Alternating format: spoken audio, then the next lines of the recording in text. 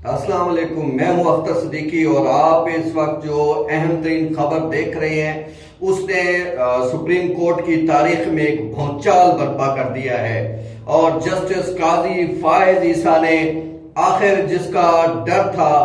وہ اختلافی نوٹ انہوں نے تحریر کر دیا ہے اور وہ میڈیا کے ہاتھ بھی آ چکا ہے۔ وہ اختلافی نوٹ کتنے صفحات پر مشتمل ہے اور اس میں جسٹس قاضی فائز عیسیٰ کہتے کیا ہیں، انہیں یہ فیصلہ چیف جسٹس کا پسند آیا یا نہیں اور انہوں نے کیا دلیل پیش کی ہے، اس بارے میں آج ہم آپ کو تفصیل سے بتائیں گے۔ اور ویسے تو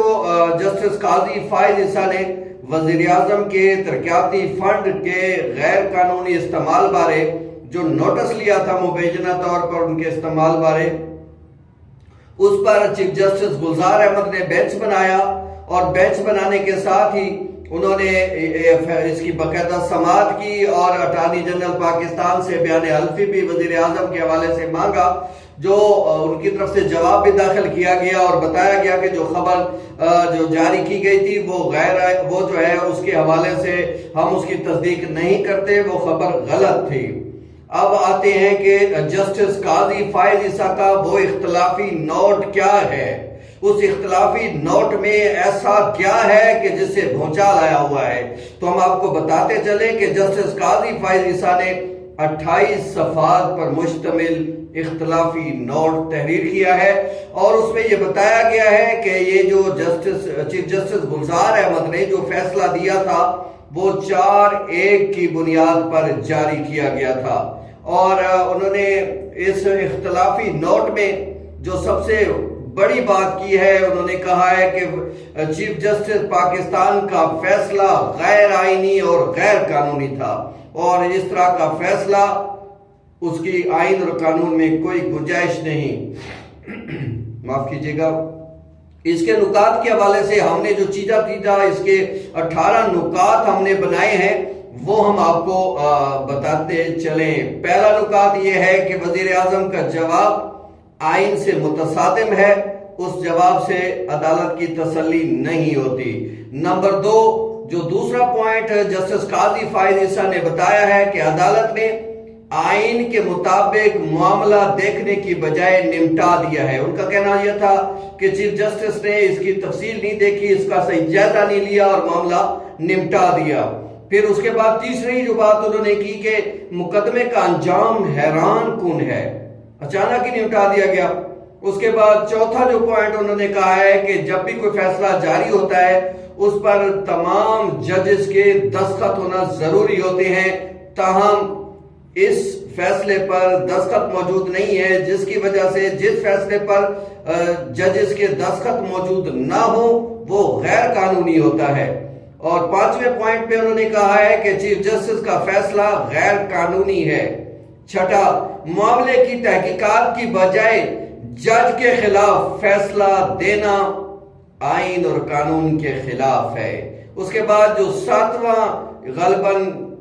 پوائنٹ جو بنتا ہے کہ چیف جسٹس کے الزامات میں کوئی ٹھوس جو ثبوت تھا وہ پیش نہیں کیا گیا۔ چیف جسٹس نے جج پہ جو الزامات لگائے ہیں انہوں نے یعنی اپنی ذات کے حوالے سے کہا ہے کہ ان پر جو جانبداری کا الزام عائد کیا گیا اس کے کوئی ٹھوس شواہد پیش نہیں کیے گئے۔ 8ویں پوائنٹ میں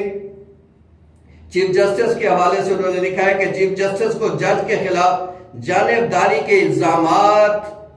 لگانے سے قبل جو ٹھوس شواہد ہیں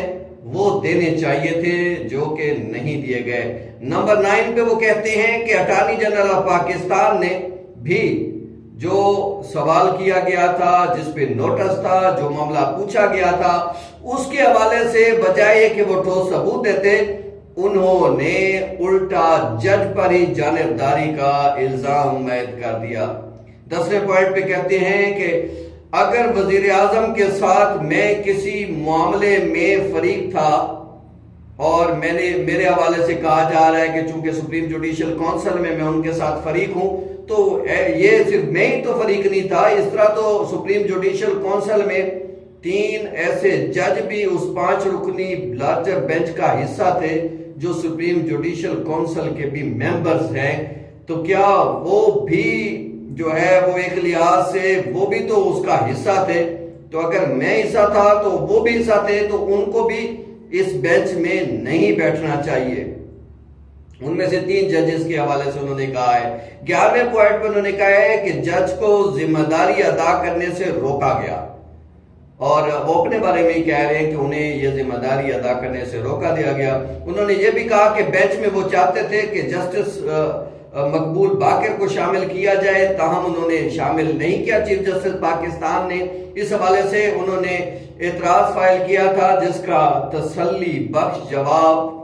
نہیں دیا گیا۔ اس کے بعد انہوں نے 13ویں پوائنٹ پر انہوں نے کہا ہے کہ چونکہ یہ اعتراض کیا تھا تو اس کا جواب چیف جسٹس نے قانونی طور پر کوئی خاص طریقے سے وہ نہیں دیا ہے۔ اس کے ساتھ ساتھ جو ایک اور پوائنٹ 15واں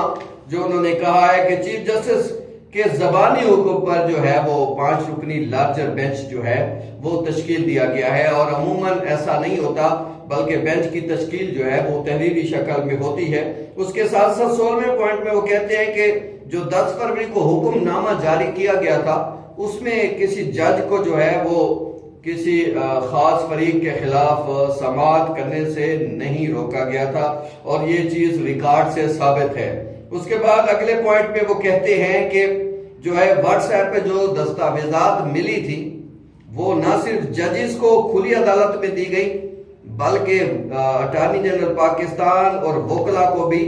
اس کی کاپیاں دی گئیں، اور ہونا تو یہ چاہیے تھا۔ وہ کہتے ہیں کہ ان کی مزید تحقیق ہوتی، مگر اس کی تحقیق کرنے کی بجائے وہ معاملہ جو ہے وہ نمٹا دیا گیا، اور اس طرح کے کام کرنے سے جو ہے وہ عدالت نے جو کام کیا ہے اس سے معاملات کی تشفی نہیں ہوتی۔ جسٹس قاضی فائز عیسیٰ کا معاملہ روز بروز جو ہے بگڑ رہا ہے، اور جس طریقے سے وہ اب انہوں نے یہ نیا پینڈورا باکس کھولا ہے، اور بینچ کی تشکیل اور پھر ججز کے شمولیت کے حوالے سے، پھر جو ہے کسی جج کو شامل نہ کرنے کے حوالے سے، جج کو کام سے روکنے، فیصلے میں دستخط نہ ہونے، بینچ کی زبانی تشکیل کا معاملہ، پھر یہ ساری چیزیں جتنی بھی جسٹس قاضی فائز عیسیٰ نے لکھی ہیں، اپنے طور پہ تو انہوں نے آئین اور قانون کا سہارا لیا ہے، اور اس حوالے سے انہوں نے 28 صفحات میں وہ واٹس ایپ اور دیگر چیزیں بھی شامل کی ہیں جو ان کو شواہد آئے تھے۔ تاہم اب یہ فیصلہ جو ہے وہ 4-1 کی مناسبت سے، چونکہ سپریم کورٹ کا اکثریتی جو ہے وہ ممبرز نے اس کے نمٹانے کے حق میں وہ فیصلہ دیا تھا، اس لیے جسٹس قاضی فائز عیسیٰ کا یہ فیصلہ جو ہے اقلیتی ججمنٹ کہلا سکتا ہے، اکثریتی نہیں، اور اکثریتی جو ججمنٹ ہوتی ہے وہی پریویل کرتی ہے۔ ایک سینئر قانون دان نے جو ہے اختر صدیقی نیوز سے بات کرتے ہوئے یہ بتایا ہے کہ یہ اس طرح کے جب کوئی فیصلہ آتا ہے تو اس میں جو اکثریتی رائے ہوتی ہے اسی کو ہی جو ہے فیصلہ مانا جاتا ہے۔ اقلیتی رائے کو جو ہے وہ حصہ تو ضرور ہوتی ہے فیصلے کا، مگر اس پہ عمل بائنڈنگ نہیں ہوتا، بائنڈنگ صرف جو ہے وہ جو اکثریتی رائے ہوتی ہے۔ اس لیے یہ کہا جا سکتا ہے کہ فیصلے پر عمل درآمد وہ 4 جو ججز ہیں، جن میں چیف جسٹس ہیں، جسٹس عمر اتاب بندیال صاحب ہیں، جس میں دیگر جو ججز شامل تھے 5 میں سے 4 جو ہے، ان کا جو چونکہ وہ اس کے حق میں تھا کہ یہ معاملہ نمٹا دینا چاہیے، کیونکہ وزیر اعظم کا جو ہے جواب آ گیا ہے، اور چیف جسٹس نے اس جواب کو مدلل قرار دیا تھا، اور باقاعدہ اس کو فیصلے میں یہ بات تحریر کی گئی ہے کہ وزیر اعظم نے جو جواب دیا وہ مدلل تھا، اور اس سے عدالت کی تشفی ہوتی ہے۔ اس لیے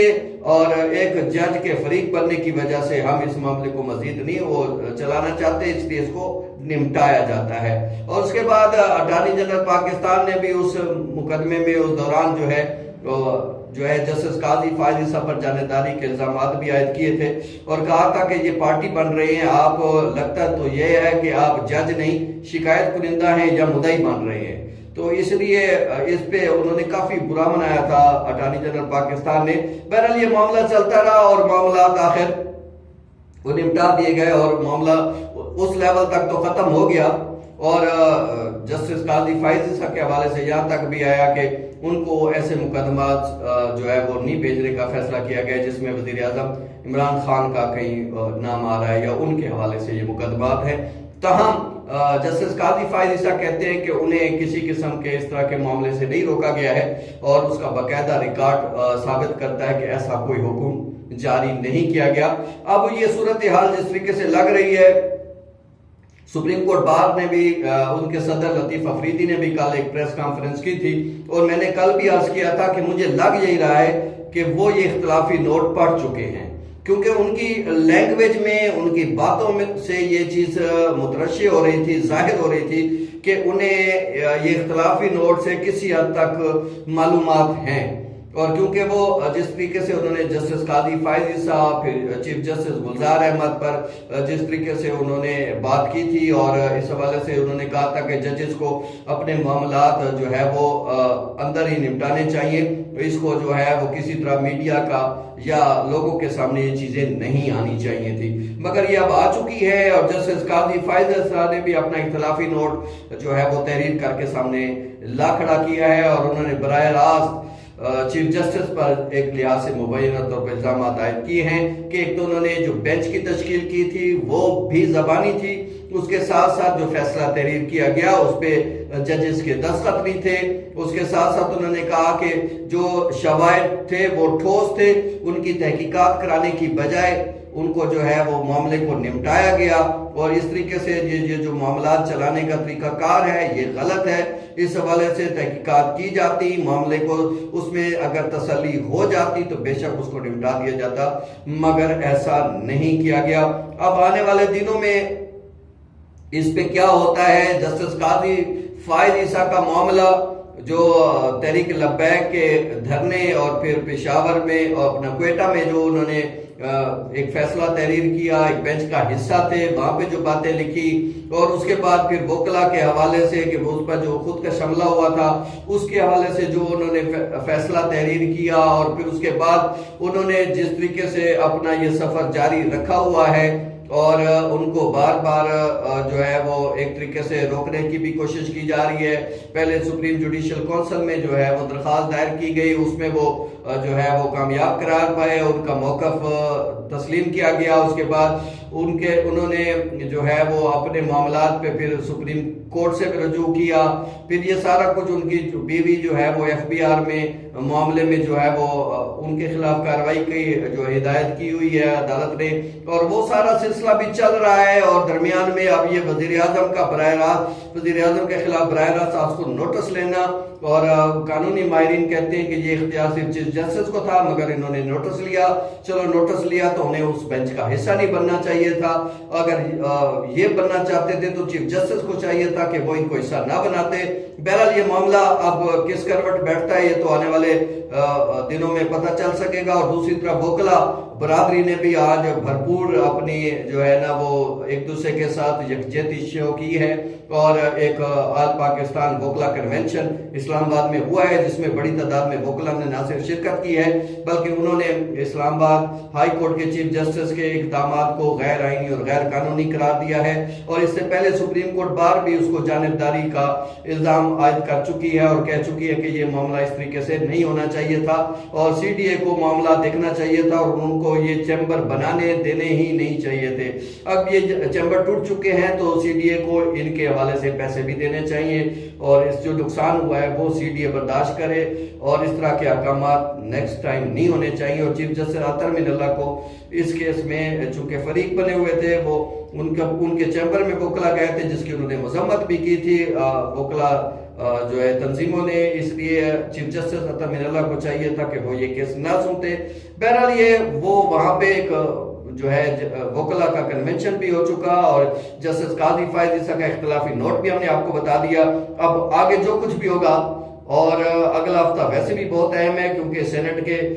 انتخابات اعلانیہ یا خفیہ ہوں گے، اس حوالے سے بھی فیصلہ آنے والا ہے، اور وہ کیا ہوگا یہ تو آنے والا وقت ہی بتا پائے گا۔ اس وقت تک کے لیے اجازت دیجیے، اللہ حافظ، اللہ نگہبان۔ آپ میری ویڈیو ضرور دیکھا کریں، خود بھی دیکھا کریں، دوستوں کو بھی شیئر کیا کریں۔ بہت شکریہ۔